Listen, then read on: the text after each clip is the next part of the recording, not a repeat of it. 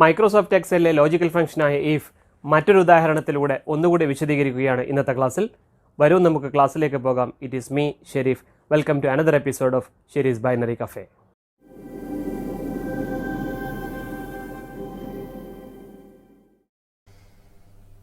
തന്നിരിക്കുന്ന ടേബിളിൽ ഒന്നാമത്തെ കോളത്തിൽ എംപ്ലോയി കോഡ് കൊടുത്തിട്ടുണ്ട്, രണ്ടാമത്തെ കോളത്തിൽ സെയിൽസ് എമൗണ്ട് കൊടുത്തിട്ടുണ്ട്, മൂന്നാമത്തെ കോളത്തിൽ ഈ സെയിൽസ്മാൻമാർ കമ്മീഷന് എലിജിബിൾ ആണോ എന്ന് നാം കണ്ടുപിടിക്കണം.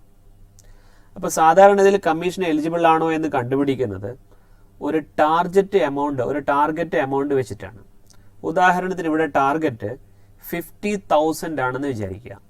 അതായത് സെയിൽസ് എമൗണ്ട് 50,000 അതിന് മുകളിലോ ഉള്ള സെയിൽസ്മാൻമാർക്ക് അവർ കമ്മീഷന് എലിജിബിൾ ആണ് എന്നും അല്ലാത്തവർ അല്ല എന്നും കാണിക്കണം. അപ്പോൾ എലിജിബിൾ ഫോർ കമ്മീഷൻ എന്നുള്ള കോളത്തിൽ ഒന്നാമത്തെ കോളത്തിൽ ക്ലിക്ക് ചെയ്തിട്ട് അവിടെ നമ്മൾ ഈക്വൽ ടു ഇഫ് എന്ന് ടൈപ്പ് ചെയ്യാം. അതിനുശേഷം ബ്രാക്കറ്റ് ഓപ്പൺ ചെയ്യാം. ബ്രാക്കറ്റ് ഓപ്പൺ ചെയ്തതിന് ശേഷം ബ്രാക്കറ്റിനകത്ത് 3 കാര്യങ്ങളാണ് വേണ്ടത്. ഒന്നാമത്തത് ലോജിക്കൽ ടെസ്റ്റ്. എന്താണോ നാം ടെസ്റ്റ് ചെയ്യുന്നത് അത്. ഇവിടെ നാം ടെസ്റ്റ് ചെയ്യുന്നത് സെയിൽസ് എമൗണ്ട് 50,000 ഈക്വൽ ആണോ മുകളിലാണോ എന്നതാണ് നമ്മുടെ ലോജിക്കൽ ടെസ്റ്റ്. അതിനുശേഷം കൊടുക്കേണ്ടത് വാല്യൂ ഇഫ് ട്രൂ, അതായത് അത് മുകളിലോ ഈക്വലന്റോ ആണെങ്കിൽ യെസ് എന്ന് വേണം, അല്ലെങ്കിൽ നോ എന്ന് കാണിക്കണം. അതാണ് വാല്യൂ ഇഫ് ഫാൾസ്. അങ്ങനെ 3 കാര്യങ്ങളാണ് കൊടുക്കേണ്ടത്. ഒന്നാമത് logical test sales amount click ചെയ്യുക. ഇവിടെ B4 ആണ് സെയിൽസ് എമൗണ്ട്. അത് greater than or equal to 50,000. അതായത് സെയിൽസ് എമൗണ്ട് 50,000 ഈക്വലന്റ് ആണോ ഗ്രേറ്റർ ദാനോ ആണോ എന്നതാണ് ലോജിക്കൽ ടെസ്റ്റ്. അതിനുശേഷം ഒരു കോമ എടുക്കുക. കോമ എടുത്തതിന് ശേഷം രണ്ടാമത്തെ ആർഗ്യുമെന്റ് വാല്യൂ ഇഫ് ട്രൂ, അതായത് ഈ ലോജിക്കൽ ടെസ്റ്റ് ട്രൂ ആണെങ്കിൽ എന്ത് റിസൾട്ടാണ് ഡിസ്പ്ലേ ചെയ്യേണ്ടത് എന്ന് കൊടുക്കുക. നമുക്കിവിടെ യെസ് എന്നാണ് കൊടുക്കേണ്ടത്. അതൊരു ടെക്സ്റ്റ് വാല്യൂ ആയതുകൊണ്ട് കൊട്ടേഷൻ മാർക്ക് കൊടുത്തിട്ട് അതിനകത്ത് യെസ് എന്ന് ടൈപ്പ് ചെയ്യാം. അപ്പോൾ വാല്യൂ ഇഫ് ട്രൂ എന്ന ആർഗ്യുമെന്റ് കഴിഞ്ഞു. ഒരു കൊമ ഇടുക. ഇനി മൂന്നാമത്തെ ആർഗ്യുമെന്റ് വാല്യൂ ഇഫ് ഫോൾസ്, അതായത് ഈ ഒരു ടെസ്റ്റ് ലോജിക്കൽ ടെസ്റ്റ് ഫോൾസ് ആണെങ്കിൽ, അതായത് സെയിൽസ് എമൗണ്ട് 50,000 താഴെയാണെങ്കിൽ എന്ത് റിസൾട്ടാണ് ഡിസ്പ്ലേ ചെയ്യേണ്ടത് എന്ന് കൊടുക്കുക. നമുക്ക് വേണ്ടത് കൊട്ടേഷനകത്ത് നോ എന്നാണ്. അപ്പോൾ വാല്യൂ ഇഫ് ഫോൾസ് എന്നുള്ള ആർഗ്യുമെന്റും കഴിഞ്ഞു. അതിനുശേഷം ബ്രാക്കറ്റ് ക്ലോസ് ചെയ്യുക, എൻ്റർ അടിക്കുക. അപ്പോൾ ഒന്നാമത്തെ സെയിൽസ്മാൻ്റെ സെയിൽസ് എമൗണ്ട് 33,299 ആണ്. അതുകൊണ്ട് തന്നെ അയാൾ എലിജിബിൾ ഫോർ കമ്മീഷൻ നോ ആണ്. അയാൾ കമ്മീഷന് എലിജിബിൾ അല്ല. റിസൾട്ട് താഴേക്ക് ഫില്ല് ചെയ്യുക. അതിനുശേഷം ചെക്ക് ചെയ്ത് നോക്കുക. രണ്ടാമത്തെ സെയിൽസ്മാൻ്റെ സെയിൽസ് എമൗണ്ട് 65,718 ആണ്. അദ്ദേഹം എലിജിബിൾ ഫോർ കമ്മീഷൻ യെസ് ആണ്. ഇനി ഏതെങ്കിലും ഒരു റിസൾട്ട് നമ്മൾ മാറ്റി നോക്കുക, സെയിൽസ് എമൗണ്ട് മാറ്റി നോക്കുക. ഇവിടെ ഉദാഹരണത്തിന് എംപ്ലോയി 008ൻ്റെ സെയിൽസ് എമൗണ്ട് ഞാൻ 66 എന്നുള്ളത് മാറ്റിയിട്ട് അത് 46 ആക്കി മാറ്റുകയാണ്. അപ്പോൾ അത് റിസൾട്ട് എലിജിബിൾ ഫോർ കമ്മീഷൻ എന്നുള്ളത് നോ എന്നായി മാറിയിട്ടുണ്ട്.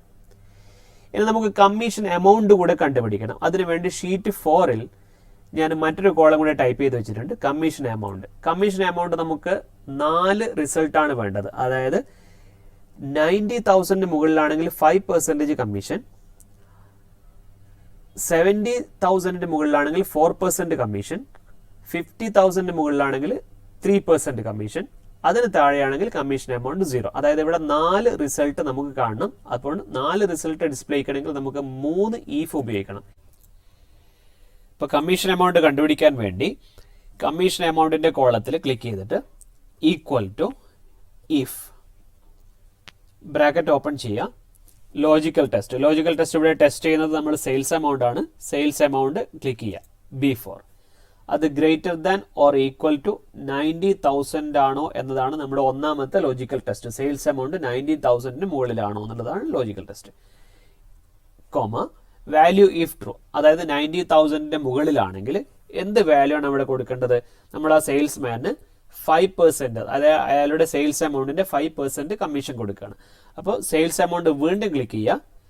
അതിനുശേഷം മൾട്ടിപ്ലിക്കേഷൻ ഇൻറ്റു 5%.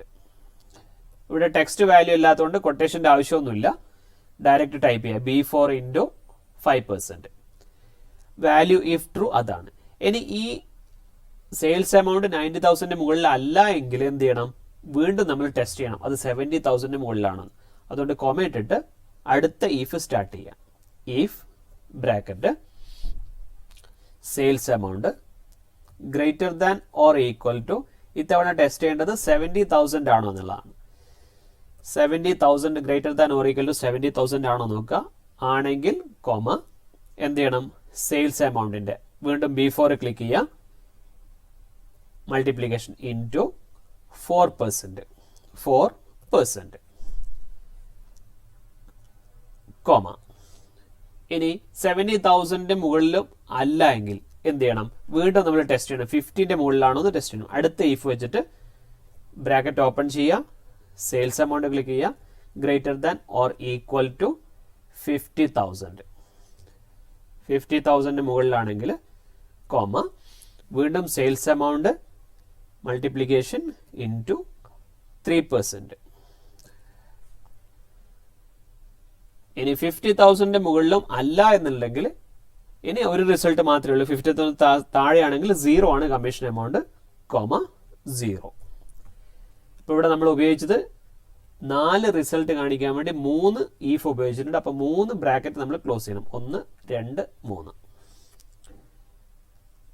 എൻ്റർ അടിക്കുക. അപ്പോൾ ഒന്നാമത്തെ സെയിൽസ്മാൻ നേരെ 0 വന്നിട്ടുണ്ട്, കാരണം അദ്ദേഹത്തിന്റെ സെയിൽസ് 50,000 മുകളിലില്ല. ആൻസർ താഴേക്ക് ഫില്ല് ചെയ്യാം. രണ്ടാമത്തെ സെയിൽസ്മാന് 1971.54 ആണ് അയാളുടെ കമ്മീഷൻ എമൗണ്ട്. അദ്ദേഹത്തിന്റെ സെയിൽസ് 65,000 മുകളിലാണ്, 50ക്ക് മുകളിലാണ്.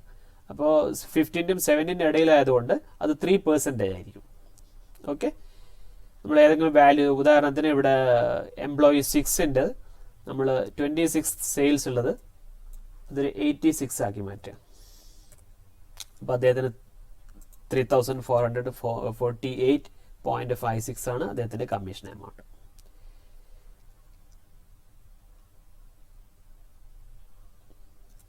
അപ്പോൾ ഈഫ് ഉപയോഗിക്കുന്നത് എങ്ങനെയാണെന്ന് മനസ്സിലായെന്ന് കരുതുന്നു. അപ്പോൾ എത്ര റിസൾട്ട് വേണോ -1 ആണ് നമുക്ക് ഈഫിന്റെ ഉപയോഗം. അതായത് 4 റിസൾട്ട് വേണമെന്നുണ്ടെങ്കിൽ 3 ഈഫ് ഉപയോഗിക്കണം, 3 റിസൾട്ട് ആണെങ്കിൽ 2 ഈഫ്, 2 റിസൾട്ട് ആണെങ്കിൽ 1 ഈഫ്. ആ രീതിയിലാണ് നമ്പർ ഓഫ് ഈഫ് യൂസ് ചെയ്യേണ്ടത്. പിന്നെ value if true, value if false ഒക്കെ ടെക്സ്റ്റ് വാല്യൂ ആണെങ്കിൽ അത് കൊട്ടേഷൻ മാർക്കിനകത്ത് വേണം കൊടുക്കാൻ. അല്ലാതെ നമ്പേഴ്സ് ഒക്കെ ആണെങ്കിൽ കൊട്ടേഷന്റെ ആവശ്യമില്ല, കാൽക്കുലേഷൻ ഒക്കെ ആണെങ്കിൽ കൊട്ടേഷന്റെ ആവശ്യമില്ല. ഓക്കെ, പിന്നെ എത്ര ബ്രാക്കറ്റ് നമ്മൾ ഓപ്പൺ ചെയ്തിട്ടോ അത്രയും ബ്രാക്കറ്റ് നമ്മൾ എൻഡിൽ ക്ലോസ് ചെയ്യണം. ഇത്രയും കാര്യങ്ങളാണ് നമ്മൾ ഓർമ്മിക്കുക.